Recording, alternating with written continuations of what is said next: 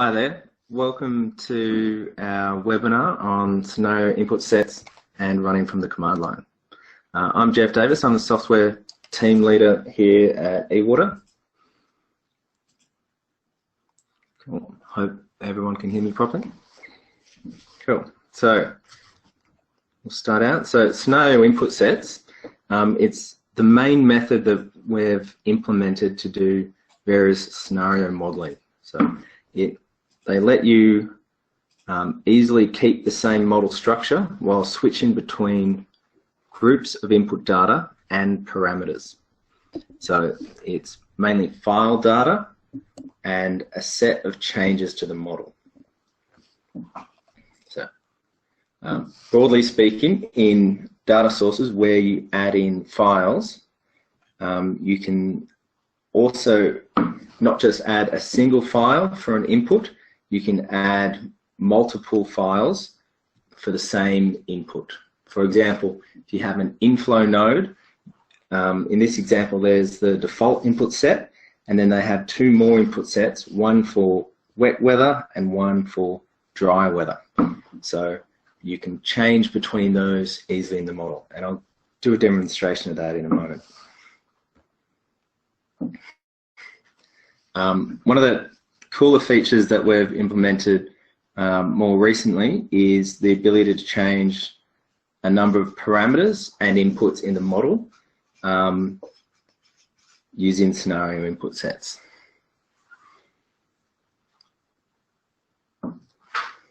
So in this example, you can change flow from a single value to a function or a data source. You can change Boolean values, like whether or not you choose to replace flow. You can even change patterns. So this is changing monthly release pattern. You can change loss relationships, date times you can edit, sharing methods, you can change units, and it's everything that requires inputs does have to be tied to a unit, just to make sure units come through as expected. So let's just hop into an example. So this is an example from one of our tutorials. You configure input sets under Edit Scenario Input Sets. And you can see in this case we have default dry weather, wet weather, but we've also recently implemented a concept of child input sets. So you can have dry weather, and so this means you can have multiple axes of scenarios. So you could be trying to run across climate, different possible climate, and also different demand scenarios. So you could have dry weather, high demand,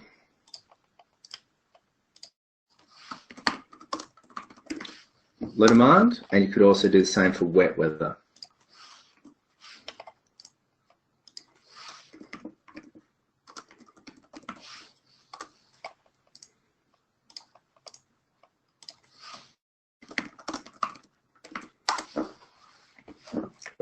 And once you've set up your input sets here, when you go to run the model, this is where you select which input set you'll be running with. So cool.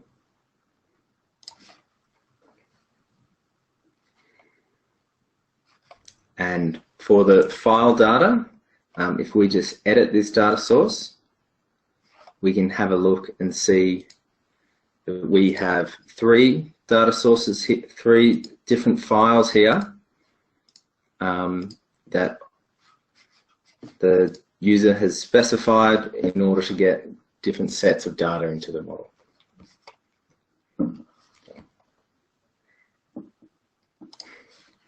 So one of the reasons we're doing this demonstration with the command line is the ability to set it up so it's not just a manual list of changes that you can specify from a file, and you can use reload on run with relative path. So I'll just open one up here, an example one. So you can have an set from a file, reload on run, and use relative path. So this means when you're running from the command line, you can run the project, change the parameters that are the set of parameters that are changing, run it again, and build up a number of different scenario runs all through the command line. So let's open up our command line demonstration. So this is our batch running demonstration. So we've set up in here a script that runs the same project a large number of times with different time series data as inputs, as well as a different set of parameter changes for inputs. So if I look under example source files, so I've set up 10 different runs that will run. Within one of the runs, we can see I have a rainfall and I have a subfolder for demand, and I have my parameters.text, and that's the same for each of my runs. And these rainfall files and the demand files are different for each run, and the set of parameters that are going to be applied is also different for each run. I have a single project file here, test project.rsproj. And if we open up the batch script in Notepad, we can see the different parameters and the options that you get for running these models. So I've chosen the test project here. I've got the project load location, the source files, and I've also specified where I want all the results to go. And I've also, this script has been set up so you can have a number of servers going at once. So in this case, I've got 2, and you can either run them remotely or locally. So I'm just running them locally for this example. So if I double-click Start Batch Run, it's going to run up, and so one of these is acting as the server, and 2 of these are actually going to be running the models.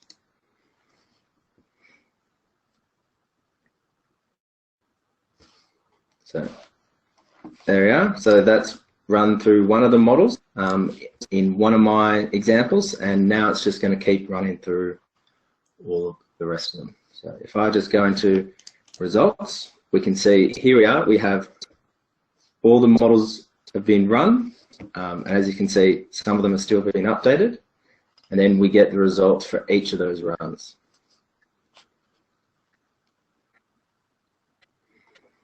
And then you can process that however you like. So you can, that's one of the examples that we've got on the source community. And we've done other examples. For instance, this is an incremental runner that we developed for Barwon Water, where it runs the same project but over different time spans. So it will run the first 2 years, then it will go forward a year, then it will run for another 2 years, go forward a year, and run another 2 years. So they do that commonly as part of their workflow. So we've set up a script so they can easily edit the parameters like the start year, the end year, the increment, and the duration, and the outputs, where they want the outputs to go.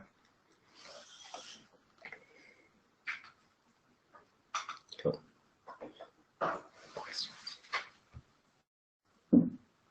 Are there any questions? You can type your question in the GoToMeeting chat window on the right, and then we can answer some questions. So,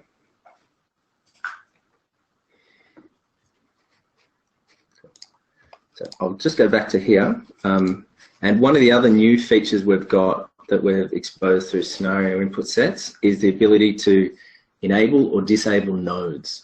So I can do Crab Creek dot deactivated equals true. So this can work well when you're running scenarios pre and post building a storage, for instance. You can run it without the storage and then enable the storage and run it again to check the differences. So Andrew Heron from Jacobs has asked, I assume you have to use reload on run for the scenario input set parameter file rather than a switch for the variables. That's correct. When using the scenario input sets from a file, you do need to select reload on run, and I tend to use relative path for running with the change in parameters through the command line.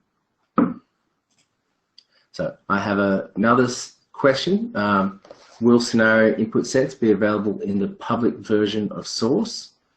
I'm not sure that decision's been made yet, but it is currently in all the public betas of source.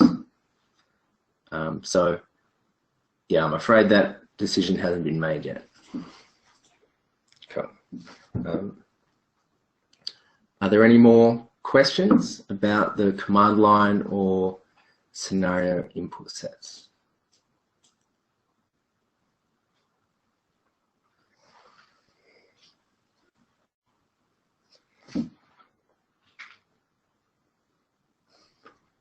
Cool. Okay, so I will show you one more thing.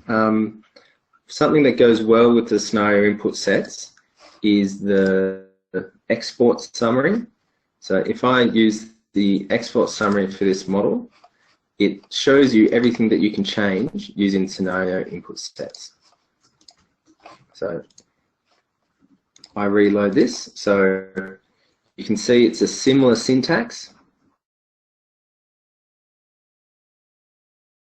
whereas I've got the confluence, the name, and then upstream branches, default link 1. So everything that's listed in the summary can be changed using scenario input sets. So I have another question. How do you export parameters? Is that what you're using in parameters.txt? So the summary shows you what parameters you can change. However, the syntax is slightly different. For example, if I were to change this ownership share, I would have to do nodes dot lower gauge dot ownership share dot reset ownership dot value, and instead of the comma here, I do equals 10 milliliters per day. So you can see this, everything you can edit through here. So I have another question. Is this available in 3.8.18? Yes, this is all available in 3.8.18. The time series changes were implemented a while ago, but the child input sets just came in recently, and that I think came in 3.8.16 or 17, but everything you've seen here is available in 3.8.18.